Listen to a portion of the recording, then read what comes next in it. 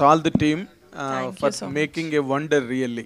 ఎప్పుడో అందమైన అనుభవం, లేకపోతే మన ఊరు పాండవులు, ఆ సినిమాల కల్చరు, ఆ కాంప్లెక్షన్ స్ట్రక్చర్ అంతా సినిమాలో ఉంది. చాలా ఇంట్రెస్టింగ్ అనిపించింది.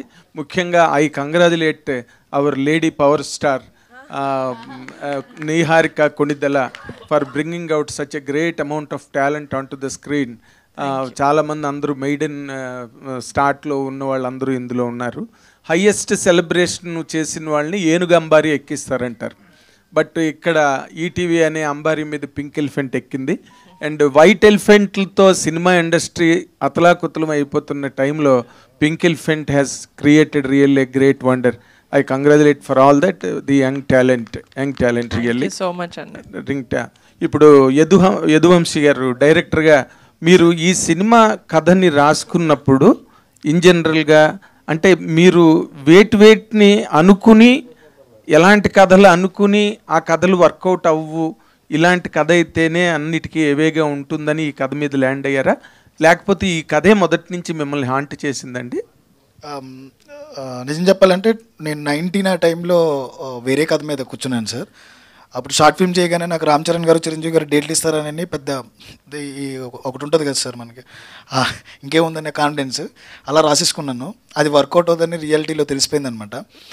తర్వాత ఏదైనా కథ రాద్దాం అనుకున్నప్పుడు బ్యాగేజ్ లేకుండా ఒక మంచి కథని నిజంగా నాకంటూ ఒకటి చెప్పాలి.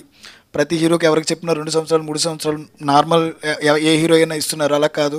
ఎవరో అవకాశం ఉన్నప్పుడు నేనే ఒకటి క్రియేట్ చేయాలనుకున్న మైండ్ సెట్తో రాసుకున్న కథ అనమాట. ఆ రాసుకున్నప్పుడు ఏదో కథ కాదు, ఇది నా కథే రాద్దాము, ఇది నా కథ అనుకుని ఎలా ఫీల్ అవుతున్నానో చూసేటప్పుడు ప్రతి ఒక్కరు కూడా వాడి కథ అని ఫీల్ అవ్వాలనుకున్నా. సో ఆ సక్సీడెడ్. ఆ జర్నీలో 3.5 ఏళ్ళ జర్నీలో చాలా చోట్లకి వెళ్ళాం, కానీ ఎక్కడ పడాలో అక్కడ పడింది. మేము ఈరోజు ఇక్కడ కూర్చుని మీరు చెప్పినట్టు ఈ లైన్లో వస్తున్నామంటే ఒక ప్లేస్ కావాలి. ఆ place pink elephants and SRD ఇచ్చిందనమాట. Very nice. మీరు లైఫ్ తెచ్చుకోవడమే కాకుండా మీ వెనకాతలు ఎంతమందికో లైఫ్ ఇచ్చారు. ఎందుకంటే ఇప్పుడు కథలు వింటారు మీలాంటి కుర్రాళ్ళు వచ్చి చెప్తే.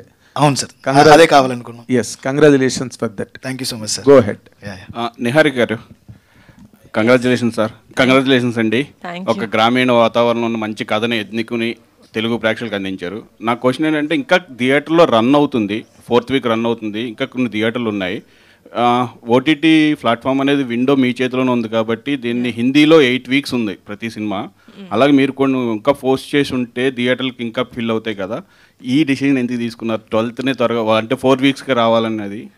అంటే మీరు 2 వీక్స్ అంటే 2 వీక్స్ అంటారు, ఇంకొక 8 వీక్స్ మేము పెట్టినా కూడా maybe you could have come up with another question.